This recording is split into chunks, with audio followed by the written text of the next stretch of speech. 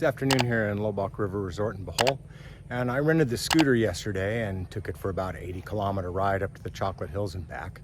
So I thought I'd share with you my top 10 tips and some advice about renting a scooter in a foreign country on your vacation.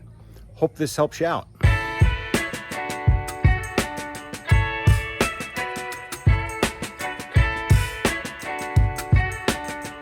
Okay, let's start with the helmet.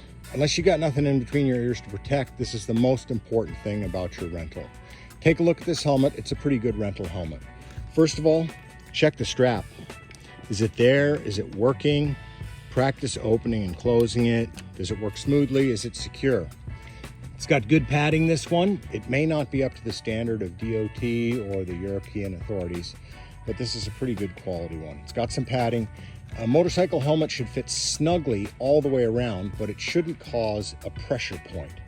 Believe me, if you rent one that's a little too tight, 3 hours later, boy, you're gonna feel like someone's driving a railroad spike into your head. Been there, done that. Next thing, and we see this is a full helmet, it's always what you want, is a shield. All right, is a shield so important? Well, sometimes not.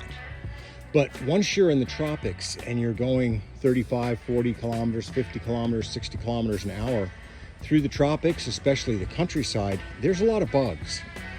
So let me tell you, unless you're hungry for bugs, when you're out in the countryside in particular, there's a lot of bugs. And when you're going 30, 40, 50 kilometers an hour and you hit those bugs, one, they hurt. Two, it's really uncomfortable to get one up your nose or in your mouth, let alone in your ear. The face shield will protect that. I once was riding in Vietnam and I had a bug come hit right on the side of my head with the visor up. In he went and into my ear. Let me tell you, I stopped that bike fast, got that helmet off quick. Finally, if there's heavy rain, you need that to protect your eyes as well. So visor. All right, so we've covered the helmet. Let's talk about looking at the bike itself. First thing, tires. Is there any tread on these tires? In this case, yeah, we've got pretty good tread, pretty good high ridge there. These are relatively new tires. Check the front, check the back. You want decent traction, and let's face it, oftentimes when you visit a tropical beach vacation location or anywhere in the tropics, thunder showers can show up out of nowhere. You want something that'll have some traction in the rain. Next thing, brakes. This is a fully automatic scooter, which unless you're an experienced rider, that should be what you're getting. Front brake, good and strong. Is the pressure collapsing as you hold it? Rear brake, same test. Is it biting? Pressure holding? Okay, good, we've got brakes. Next thing, mirrors. Do we have two mirrors? Traffic in developing world is a lot different from what you may be used to. You need these mirrors. In a lot of places, the riding and driving is undisciplined. People will pass you on the right. People will pass you on the left. You need to know if a big truck or bus is coming speeding up behind you so you can be prepared to make sure you get far to the right to keep yourself safe when they pass. So the mirrors are critical. Don't take a bike without mirrors. A little further checks. You're gonna have two passengers. Are the foot pegs there and in decent shape? For the back seater, that matters. Another thing to check. Do you know where the storage compartment is in your bike, and does it even have one? That's pretty handy when you're running around an island somewhere and you want to lock things up and not carry everything with you. Some of them open from the key, pushing it or twisting it. And this, by the way, is just the key lock cover to keep rain out. This piece right here on the back opens that. In this case, this Honda has a separate key and lock here, separate lock.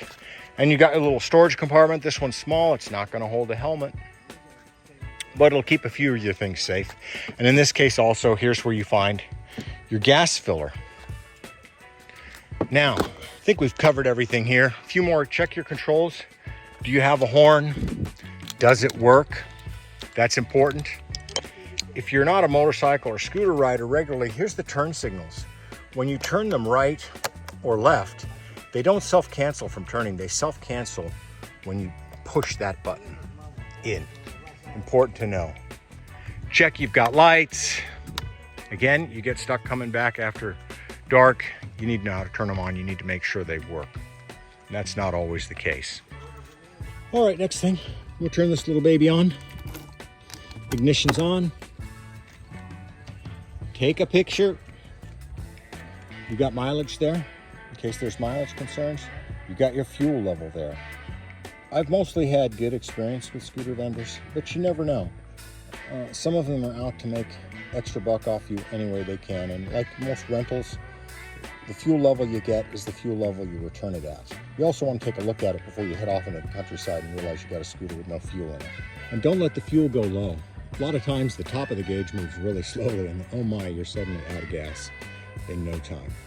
All right, so to start a scooter, there's a couple of things. Typically, you have to have the brake on and the kickstand up.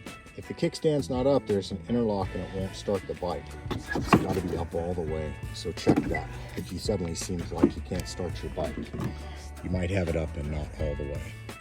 And finally, seating.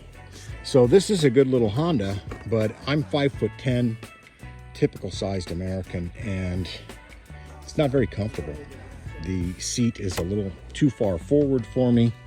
You may or may not be able to choose a different, larger bike. They didn't have one here. I survived it yesterday, but try it for fit. Tire pressures. Typically, I've found with rental scooters, the tire pressure is supposed to be 30 PSI and they've got it at 60. That makes it ride like an absolute tank. I think they do it because it stops people from riding them with low pressure, which wears out the tire. And tire wear can be a little reduced with higher pressures. It has a couple of negative effects though. One is the tire contact patch is reduced because the tire stands taller, and as it stands taller, the sidewall comes up and the contact patch at the bottom of the tire is reduced. So it's more likely to skid and you'll have inefficient braking. So if that's a concern, you might stop by a place and adjust the pressures. You can usually find the correct pressures by just Googling the name of the bike. In this case, it's a Honda Beat Sportomatic, and you'll find what the correct tire pressure should be. Another thing to check before you launch, and if you have a long ride, is the oil. This is the oil fill in this bike. Make sure there's some in it. There's not a lot in this one, but it's on the stick. Yeah, it's full. Make sure there's some in it, and usually scooters, you check it with it on the stand like this. Make sure there's some in it, because if it runs out and it blows the motor, you can be certain the vendor's going to try and charge you for it. And when you're taking a scooter for several days and maybe putting hundreds of kilometers on it, check it regularly to see if it burns it. Because again, if it runs out of oil and you blow the motor, you're going to have trouble with the vendor. So finally with your scooter, have a little test ride, insist on it before you pay. Just drive it around the parking lot or down a side street or something. Make sure that the brakes that you've checked really do grab. Make sure the bike starts once or twice easily, no without firing. Modern fuel injected electronic ignition scooters should fire right away, hot or cold. If they don't, there's a problem, and don't take that bike. When you're riding, go slow. They accelerate a lot better than they stop, especially if you're not used to riding a bike. Lean on the rear brake, but use the front brake. Test before you really need to do anything radical. And by that test, I don't mean go out there and speed up and then slam everything on and fall off the bike. Do some gradual braking so you can test how the bike feels and how you have to control your weight when you're under braking. Consider riding around in a real quiet area for a few blocks at least to get your balance and get comfortable with the machine and how it reacts. And remember, if you've ridden motorcycles with manual gearboxes, stuff like this is always going to have, almost always, a semi-automatic or an automatic transmission, which means when you let off the gas, you're not going to experience engine braking. It means you have to focus on your brakes a little more. Now, I showed you something about the turn signals here, where on, off, and then cancel by pushing it. When you're riding, you should pay attention to your hands on the brakes. So hands on the brakes, throttle, cruising, couple fingers on the brake lever if I need it. This should be enough because you're really almost never going to want to slam them on like that. You can manage that with your left hand too, with fingers on the lever. That instant it saves you in applying the brakes could mean your life or serious injury. Another thing when I ride through towns or crowded areas, left hand on the bar, left fingers on the brake, right thumb on the horn. Yesterday, my biggest excitement riding this thing was a lady who ran out into the middle of the road to pose for a selfie with her friend. She didn't hear me coming. Started to brake, slammed on the horn, she stopped running, accident averted. All right, so I hope those things help you when you consider spending a day or several days riding a scooter on your vacation.